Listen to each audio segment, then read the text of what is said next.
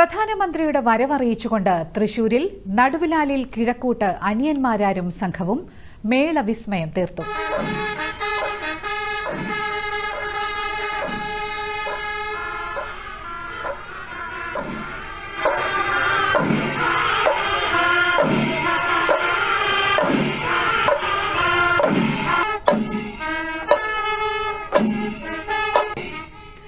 പ്രധാനമന്ത്രിയുടെ തൃശൂർ സന്ദർശനത്തിന്റെ ഭാഗമായി ബിജെപിയാണ് നടുവിലാലിൽ കേളി എന്ന പേരിൽ മേളവിസ്മയം ഒരുക്കിയത്.